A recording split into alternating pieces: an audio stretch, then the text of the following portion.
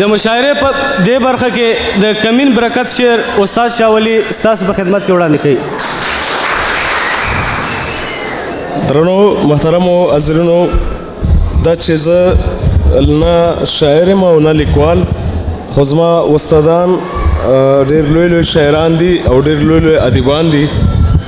د دې شاعرانو د یو شخصیت چې هغه برکت الله کمین نومیږي، هغه ماته یو شعر راکړی چې دا به ته د آلمان د پښتنو په حضور کې پیش کوې. نو زه تاسو ته هغه شعر اورم. د شعر عنوان دی دا اختر. دا اختر به هم اختر وي، دا اختر به هم اختر وي، دا اختر د افغانانو، دا اختر د خواشینیو، دا اختر د ژړاګانو. دا اختر به هم اختر وي، دا اختر د افغانانو، دا اختر د خواشینیو، دا اختر د ژړاګانو. دې کې نه مبارکي شته، دې کې نه سلامتي شته. د کابل سره وداع ده د مظلومو کابلیانو. د بړستنو لاندې مړي، د بړستنو لاندې مړي، د ابد خوب ته پرېږدي ځي. د ښخولو امکان یې نشته دی. د بړستنو لاندې مړي، د ابد خوب ته پرېږدي ځي.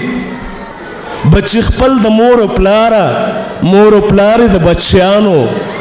دا اختر به هم اختر وي، دا اختر د افغانانو،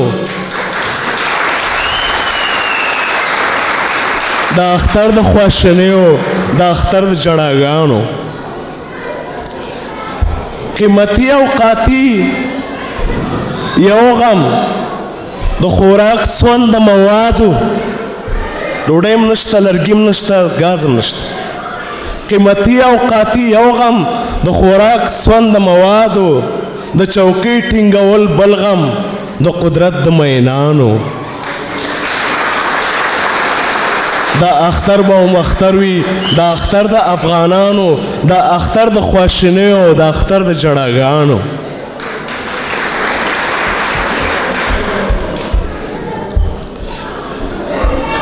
امنیت د سر خوړلی، امنیت د سر خوړلی چې زړونو ته راځي نه. امنیت د سر خوړلی چې زړونو ته راځي نه.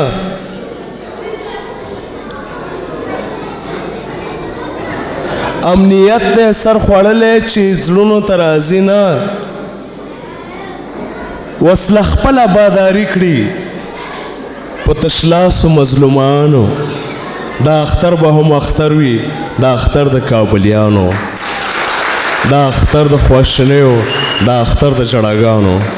تشکر په درناوي د برکت الله کمین په تشکر.